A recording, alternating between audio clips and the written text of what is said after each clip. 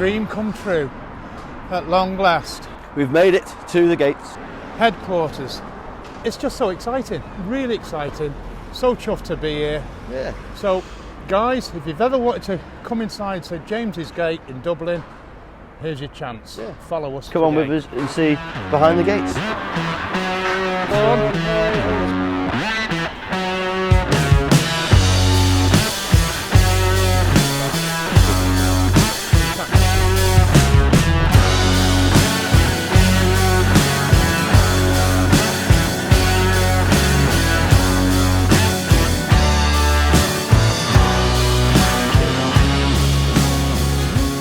Now down underneath the street, down at the lower, what we call the north end of the lower, what we call the lower level of the site. This is now the modern brewery here. That's the Rowan Co. distillery, which was the old power station, which we've converted back into a distillery now and a visitor centre. Full of Guinness, we'll fill about 5 of them a day. Each one's 500,000 pints. 500,000 pints each? Yeah, so we brew over the whole year on average 27 pints a second. Capacity is 7.2 million hectolitres, and that hectolitre is 100 litres. 5 million of that is Guinness, and then the other two odd million is all the ales and all the lagers that we brew here as well. So these fermenters here, they take 2 brews from the brew house. We'll fill about 5 of these a day. We typically do 10 Guinness brews a day, fill 5 of these.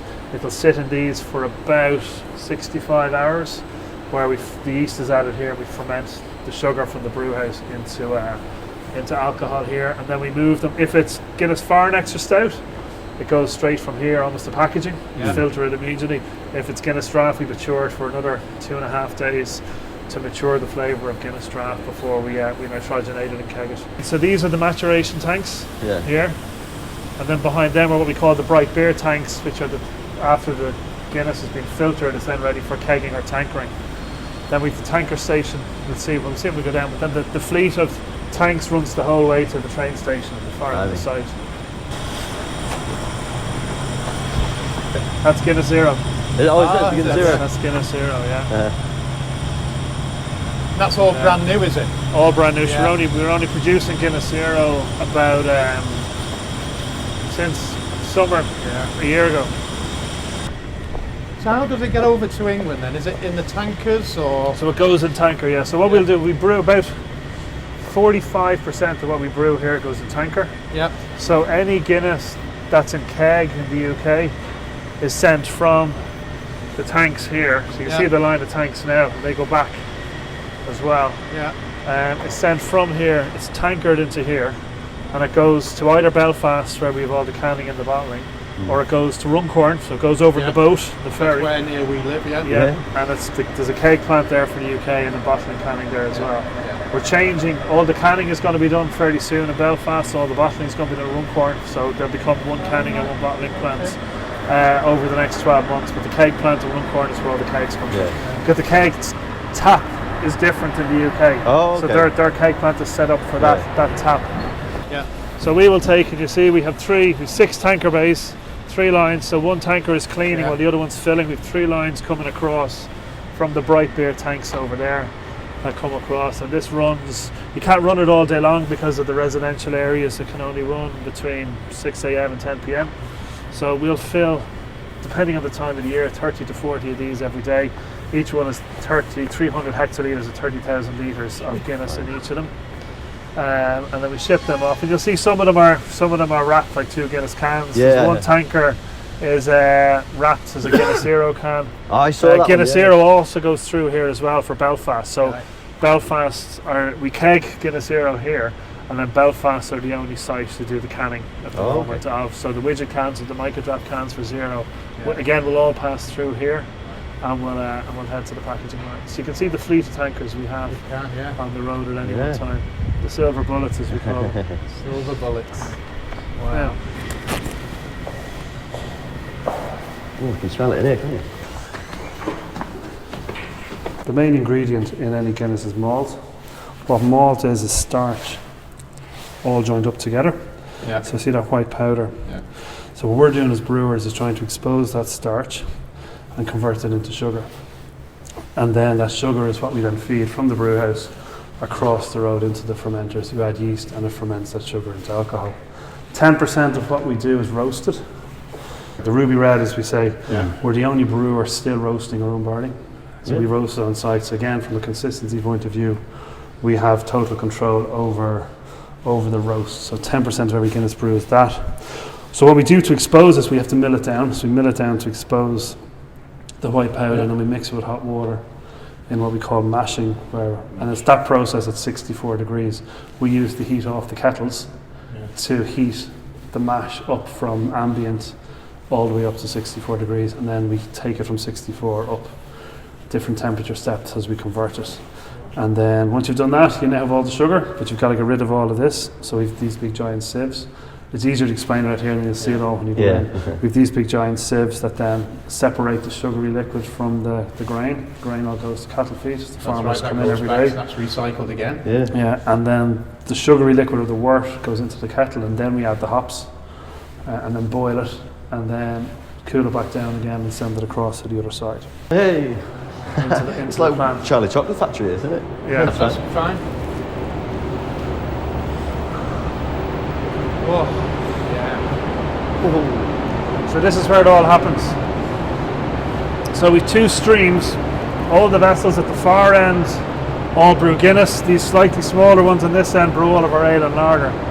So what's happening is we mill it over here. Every Guinness brew is 25 tons of grain per brew. So we use about 250 tons of grain every day I should say. We use about 70,000 tons every year of barley from the fields in the southeast of the country. And I'll actually go down to the fields and walk the fields in around July time. So we do our annual crop walk just to see what the quality's like, see what it's looking like. And then that grain will then be harvested, converted into malts in our malting plant, our maltsters in Athy, and then come into us around about just after Christmas. And then we'll start brewing with that. And then the next season's grain will go back into the ground in March, and the whole cycle starts again. And our job is to kind of take that grain. Grain is by nature, it's grown above the ground. In a country like Ireland, it can see all 4 seasons in the same day. So it will be by definition different every time. The job of brewers and our job is to make sure that we understand the differences, so we produce something which is completely consistent out the other end. So that's what happens in here. So you mill it, then what goes into the mash conversion vessels, which then you add water in and you mix it with the grain, and that converts the starch, that white powder, into sugar. Then you transfer it into these louder tons, which are like giant sieves, where the whole brew settles out. There's about 250 off-take points underneath there, and all the liquid comes out underneath, gets transferred underneath the ground here into the wort kettle, where you add the hops, boil it for an hour, then you stick it in the whirlpool where you spin it, and all the hops settle back out. So every brew here takes about 8 hours. We brew 24/7, every 365 days of the year. We never stop. The control room up there in the corner, you'll see Masters of our Crafts in 1798. That control room is manned 24/7. They're here day shift, night shift, everything. If you stop brewing, you have to reuse your yeast. So we will put yeast into a fermenter. It'll ferment there for about 2.5 days, and the yeast comes off. It's grown by 4 times amount of yeast coming off. You then reuse that yeast in the next fermenter. You'll do that about 8 or 9 times, and then we'll go to our lab where our Guinness yeast is held under lock and key and grow up another slope and start the whole process again. But if you don't brew it in 2 days, the yeast, after you take the yeast off, it starts to die, so you have to keep brewing. And that's a unique yeast, isn't it, that you've got? Our yeast is unique to Guinness. It's from the local area, so we've actually done a lot of work on researching the history of our yeast. And we've actually dated the strain we use today back as far as 1903, basically as far as records began for our yeast library. Well, that's been the kettle there. That'd be very hot. Just to that's insulated. Well, so to touch that, so there's that. To touch that, it's warm, but it's insulated, right? But if you open up that window there, you'll see that steam, and see the steam will come out, Jen. You'll see the surge. But they're all kept. All kept closed. Tied. When you think of a brewery, you still think of the old barrels. And, the old sawdust and cobbles. And this looks like it's generally something from like a sci-fi film, isn't it? It's just. And we keep it spotlessly clean up here. Now underneath is for the footprint of the building, for the amount of beer it produces, it's actually quite small, even though it looks very spacious. Underneath is where all the work happens. The network of pipes and pumps and valves underneath is phenomenal. to keep the whole place ticking over. And then through the back wall is is our Guinness secret plant. So we produce, so any Guinness brewery anywhere in the world, so we talked about Nigeria earlier, if they want to brew Guinness, they get what we call the GFE, the Guinness flavour essence or extract, is produced here from our roasted barley. So, and that roasted barley goes through to a plant in behind that wall, so that's the real kind of secret plant, the Guinness behind there, where we brew the GFE with the same raw materials that we do here, and then we send that around the world. So if you're brewing Guinness in the Bahamas, to Nigeria, to Kenya, to Singapore, the elements that gives the Guinness its colour, the roast and that character all comes from this building. Yeah, brilliant. This is now the staff bike shed. Oh, is it? Yeah. What a bike shed that is. 1798 and 1803. Yeah. So these are the two oldest buildings still on site. The room we met in, that's Arthur Guinness's house originally, and then this was Brewhouse 1 was here before the brewery expanded to Brewhouse 2 and 3, and then down to the lower level of the site. So there were buildings acres here as well. This was the brewhouse, literally where the car park was the brewhouse. Okay. I don't know how Arthur got planning permission to build that at the back of his house though. In here. The original wooden vats from the 1700s, 1800s. So Guinness would have been stored in these before shipping overseas. Is there just two of them? Is it? No, they run the whole way along. Yeah, there's one being moved to the Storehouse. We've brewed, so there's a brew. It used to be able to get it in Dublin Airport, the 1798. You'll see it appear on social media. Yeah. We matured the beer in wood chips, which were shaved off the inside of these vessels. Oh, really? So we brought part of the old history back. Part of the mystique of Guinness, part of what is part of the Guinness process, and part of the kind of the secrecy of the Guinness process is how we replicate the flavour of maturation in wooden vats in stainless steel today. So that's actually part of our intellectual property. Is how we do that. Yeah. And that even is part of how we brew Guinness today, and how we manage kind of the overseas breweries as well. That's all part of kind of the Guinness mystique and how we brew.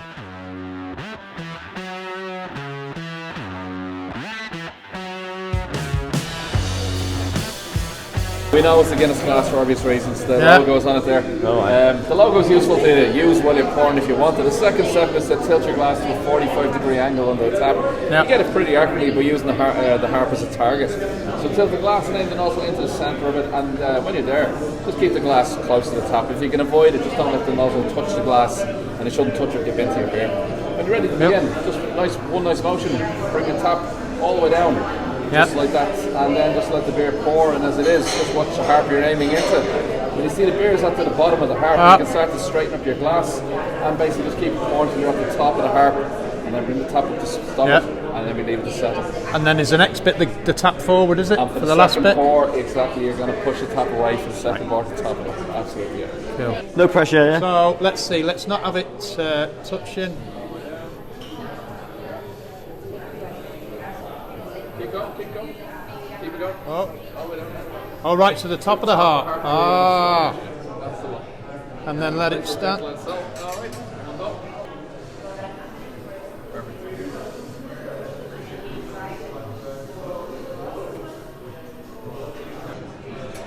Still settling there. Look at that surge. The finger beauty in it. A little bit of a weight in the middle of this. So the Guinness draft, as you know, I'm sure, is different from a lot of other beers because it's dispensed with a gas mixture mainly comprised of nitrogen. So the beer, when we pour it, the gas breaks out of solution, creates this surging effect as bubbles fall. They'll eventually come back up to the top and form the head of your beer. That's all you're waiting for, is for the beer to settle, for the gas to do its thing. And once it has done, the second pour is to push the tap away. Exactly. Obviously, you tell someone how to do it, and then they completely cock it up. Still, is that must be so frustrating? And you're like, I've just told you, and it's just like, you up, mate? It doesn't happen very often, but we have turned a few blind eyes on the bar. Mine looks ready. Now, do I keep the glass straight at this point or still tilted? No, keep it straight. And how high? Perfect, just like that. You just don't want the nozzle to touch off it, basically. And push away, and you're just bringing the phone slightly above the rim. I want the dome. Not too much now, sure. I want the dome. Perfect. Look at that. Oh my God. Look at the dome on that. Romeo and Juliet. Yeah. That is gorgeous. I'm dead proud of that. Right, no pressure now. You smashed it. Yeah.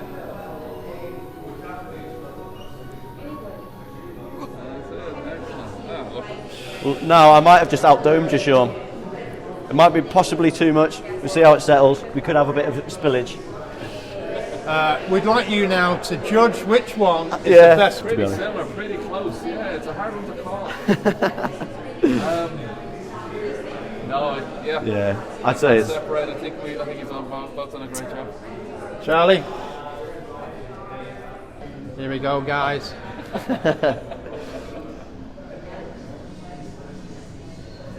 That is absolutely perfect, Charlie. You've no overspill there. You've got the dome, and there's not a lot of bubbles at the top of it as well. You want to have a nice smooth pint, you know, and that's exactly what we have there. So that's fantastic. Yeah.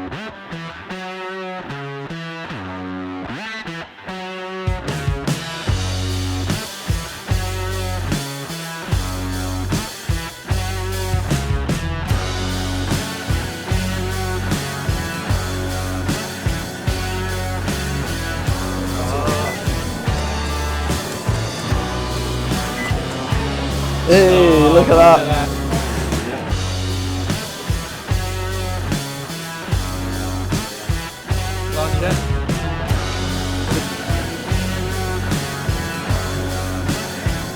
Splitting G's for fun here now. Living the G all day, look at that.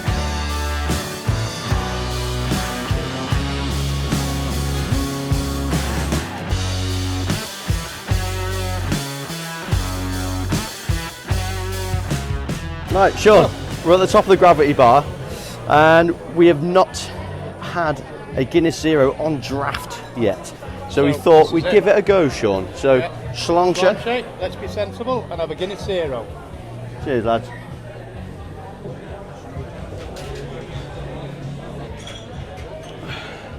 That is so nice. Charlie, you've got it all over So your- creamy. So creamy. And you know what, I don't know whether it's just, I know obviously the experience can kind of, you know, overwhelm you, but I feel like there's so much more flavour. And obviously we had a normal pint as well downstairs. Yeah. And I feel like there's just, it's so rich. This hasn't had to travel very far. It's only come upstairs to here, so. But it's honestly, Look at it. Sean, I know this is a zero, but I'm going to beat you to it. I could drink this all day. Maybe that's what we do, Charlie. We just drink Guinness Zero all day, all night, go home, not be in any trouble at all, Yeah, that's it. and still be able to walk. Should we score it? I don't know. I mean, it's a zero. It's the first one I've had, so it's probably going to be the best one because we're in the, you know, the home of Guinness. But Well, we can say that then, can't yeah, we? that's the best Best Guinness Zero I've ever had, Guinness Zero I've ever had. and I probably ever will have. Yeah, I know there's a lot of more pubs now around in the area that have started doing zero on draft, It's on the up. and also they're doing it on the micro draft as well. So that'll be one to try as well. Because I've not tried that yet. So I've got to make due to health reasons, he's not allowed alcohol. But he'd love this, honestly. So I'm going to try and get him on this.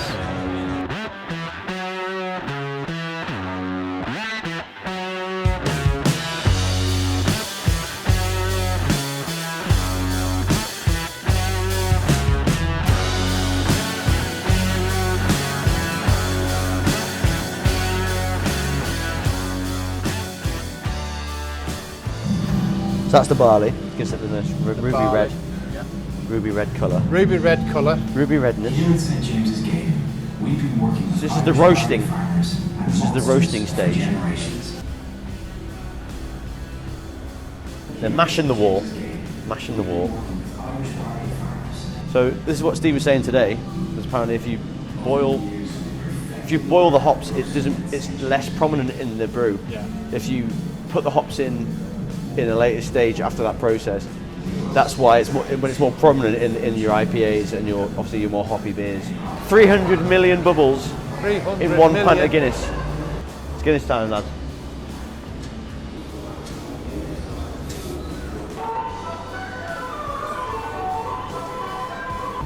Hello, it's the Guinnesseurs. We have an appointment. Here's one for Bibby. Bibby, shout out Bibby. These used to be obviously just normal ships they'd Yeah. use, and then Guinness, obviously they were going to go to the scrap, so Guinness bought them and kept them for their own use. So they would transport them from Dublin to Liverpool to Manchester. That's right. And they'd use their own Guinness ships. That's why it's got the Guinness on the I ship. think they initially hired some ships in the early days to try it out, it was so successful that they bought their own ships and they Guinnesseized them. Guinnesseized them. Yeah, a bit like Hooverheized them, but Guinnesseized them, and to travel over to Liverpool to bring this beautiful drink to us. Yeah. And here we go, it's one of the old little tracks that used to go around Guinness. This would be the little engine that took all the barrels up and down the site of Guinness to deliver it to the various parts. That's what Guinness was made in years ago. Loved it. In the middle of the Storehouse here, the home of Guinness. We've got our little souvenirs. Yeah, Couldn't resist. Sorry, Rach, spent a few bob. this is the advertising floor. So There's we're just talking about more and more floors here. This is about Gilroy. Let's have a look at some of Gilroy's Let's finest see. work. I love Gilroy. This will be your favourite floor, Sean. I'm pointing out there Will now. it? Yeah. Look. 29, just over here, the company that designed to sell this. So what they did was they came up with this idea. Look, there's me toucans. Look, there's me button badges. See? Otherwise, And then look, I've got all of them, but mine are repro, unfortunately. Well, they've got the real deal, Sean. The real deal. How big's your bag? Yeah. Get Look a at good them. shot of them, Tom. I knew you'd like this floor. Oh, this is me. Oh my God.